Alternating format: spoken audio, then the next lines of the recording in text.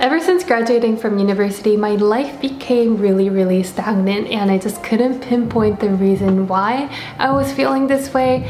And then I quickly realized I kind of stopped learning. From that moment, I decided to pick up more books to read and to learn more, because it took many years for the author to not only write the book but come to that very realization that he or she's trying to preach in the book.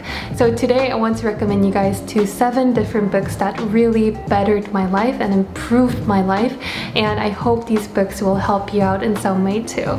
So let's get started. So let's start with Why by Simon Sinek. This is an absolute life-changing book that really served as a guiding principle in my entire life, and I've talked about this book in many videos, so if you guys haven't picked this up yet, you guys are really seriously missing out. You'll fall in love with the author Simon. So Simon simply wants you to change your mindset on how you start things, whether that's a business, a career choice, a relationship, or anything that you want to achieve short-term, long-term. As long as you have that solid foundation laid out on why you do what you do, the rest of it, the what, the when, the where, will just naturally follow. For me, as someone who started a business, it was really helpful because I didn't really start with a product, which is the what, which many people start with, just the business items. I started with a really strong and greater purpose to solve a problem that I'd identified in the beauty industry. And not only that, I applied this into many areas of my life, including losing weight. I, like many people, heavily relied on willpower, and I was on a very strict workout schedule, very restrictive diet, trying to torture myself, and you guys know how that ends. So once that willpower depletes, which eventually always does, you find yourself binge eating on chips or other junk foods. But once I redefined the reason why I'm trying to lose weight, it came down to because I want to take care of my body. Because I'm going to be living in this body for the rest of my life, why not take care of it? Then naturally the food options kind of changed.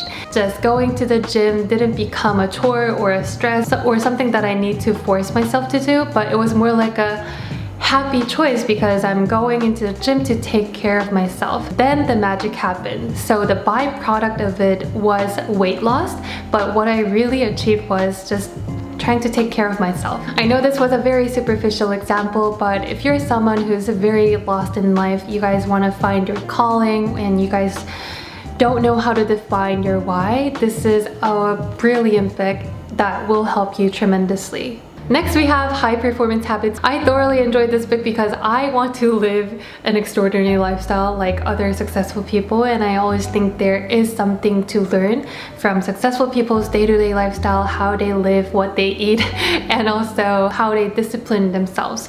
So this book is exactly it, and Brendan identified 7 most common traits that he found from all the successful people who excel in life. And I think one principle really stood out to me, which is to have a very clear intention in everything you do. You don't necessarily need to know what you'll be doing in 5 years time, 10 years times. Like, the uncertainty of the future doesn't matter much as long as you have the clear intention of what you're doing right now in the present moment. So I thought that was a very powerful and profound lesson, because I always thought like, okay, I need to know what I'll be doing in 10 years time and 20 years time, where I want to take this business in like 5 years. But as long as I'm rowing the boat with clear intention, I'm pretty sure it will open up to new possibilities that I could have never imagined. You can also extend this into how you interact with others.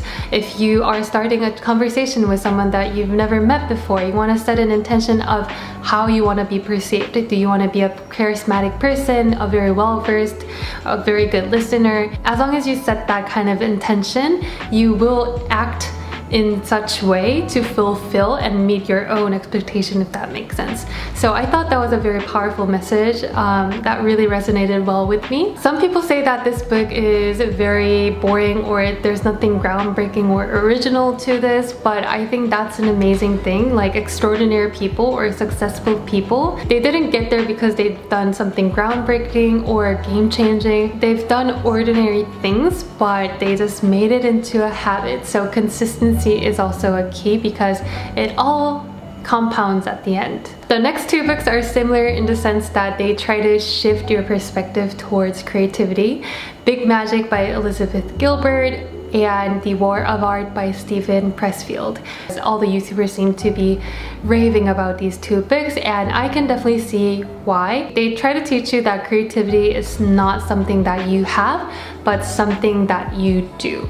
So repeat after me. Creativity is not something that you have, it's something that you do. It just means that creativity is something that you're not born with, because many people think that, oh yeah, he or she's naturally born with that creativity gift, but no, you can also cultivate and nurture that trait just like any other traits that you want to develop in your life. So it kind of makes creativity less daunting. As a YouTuber, these two books just resonated with me so well. It kind of kicked my ass in a very good way. I think for the longest time, just transitioning into the full-time YouTuber space, I once thought that, you know, creativity and inspiration just happens to come to you, and all you need to do is just sit there and receive it. Just like Nike says, just do it. You need to show up to your office every single day. You need to refine and work on your craft for at least 10 minutes a day. Creativity and inspiration will reward those who show up every single day. So I would highly recommend these two books for anyone who wants to pursue a creative career or anyone who wants to just develop their creativity.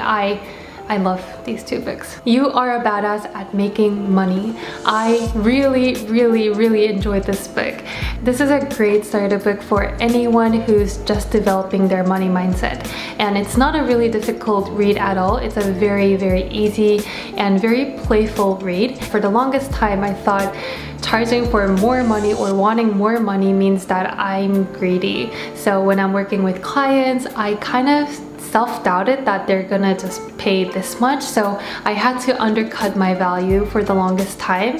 And over time, this does kill you, not only financially but also professionally, because you don't know what your worth is. And of course, you need to be good at what you're charging for, but having that professional confidence within you will automatically invite more financial abundance in your life. As someone who is self-employed, I know how inconsistent your paycheck, your income could be. I know it's daunting, but this book completely changed my finance game. So it kind of unleashes that financial abundance, saying that, you know, because you're self-employed, you have infinite possibilities to earn how much money that you desire. So from setting a financial goal, why you need and why you want that money right now, and how to visualize and how to eventually manifest that financial goal, it's all in this one book, and it's very mumbo jumbo-y. I know it sounds like that, but it does work. It helped my personal financial situation. And if you have any personal finance management books that have more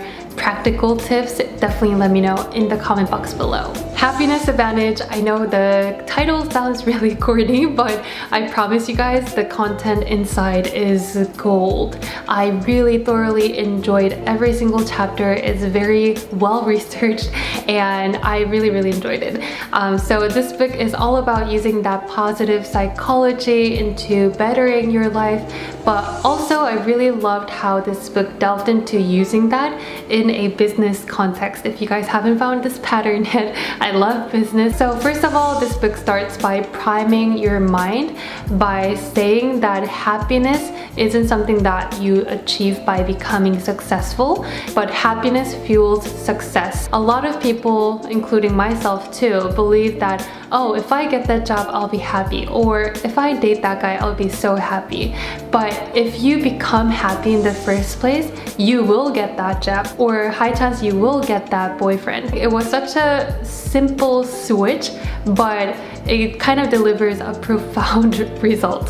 While reading this book, it really made me think what happiness means to me. The author, Sean Anker, says that happiness implies having a positive mood in the present and having a positive outlook for the future. And then he goes on to explaining 7 different principles that you can adapt to become happier. And one thing, a very simple principle stood out to me, which is to train your brain to focus on the positives instead of negatives. So keeping a gratitude journal is in the line of priming your brain to become more positive and look for the positives throughout the day, because you have to write down what you are grateful for each night. You will look at the glass half full instead of half empty. You will look at the same weather saying it is beautiful instead of so hot. So yeah, I think this entire book kind of reminded me to become more conscious of really working to become positive in day-to-day life. The Power of Now is a book for anyone who's living in the past, waiting for a brighter future to come to them,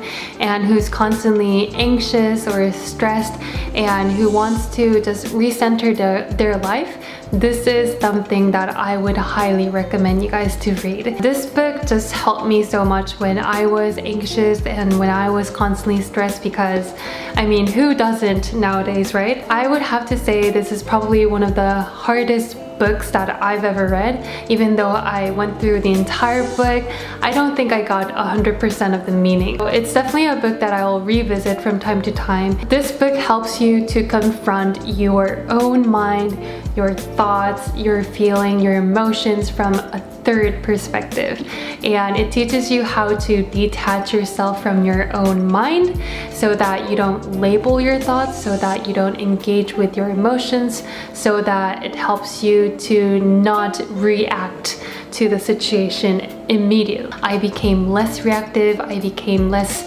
irrational, I guess, to situations that arises that could easily trigger my anger or something like that. I was in LAX one day coming to New York waiting for my flight. My flight got canceled, my flight got changed 10 times.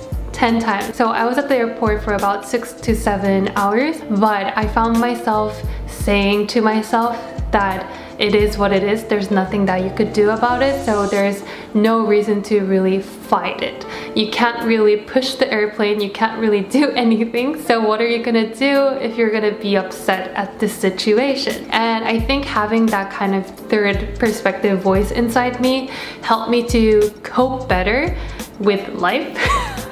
And I think this is just a truly exceptional book that everyone needs to read at some point of their lives. Next we have Productivity Planner. I know this isn't a book, but since a lot of you guys asked me about, you know, a book recommendation for productivity, time management, and more work efficiency, I thought there's nothing better to actually act on it right away. Of course, this planner does come with really good information in the first chapter on why it's so important to physically write down the tasks on a note, and how to prioritize your tasks, and how to use the Pomodoro technique, and why it's so important to concentrate on 3 to 5 things at most. Before using this, my only daily planner that I had come with probably 20 different lines, and that means that I could write down endless tasks, overwhelming myself each and every day, feeling bombarded each and every day. And that isn't a really good feeling to have. I highly recommend you guys to pick yourself up the Productivity Planner. It's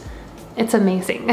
Speaking of productivity, I am someone who wants to get more done in the same time. So I need to thank New York City subway for not having Wi-Fi in the train, because that automatically forces me to listen to Audible and learn from all the author's knowledge. And it's been great. I've been using it for about 2 years and I never look back, because it's my #1 audiobook source to listen to while I'm doing mindless tasks like cleaning, cooking, working out, or other stuff. And Audible was very generous enough to partner up with this video and offer you guys a free 30-day trial, and you get to choose one free book of your choice. So you can choose from my book recommendation list, and I'll link everything down below. So you can go to audible.com/LiaYu, that is audible.com/LiAHYOO. Or if you're in the US, you can text LiaYu to 500 to 500.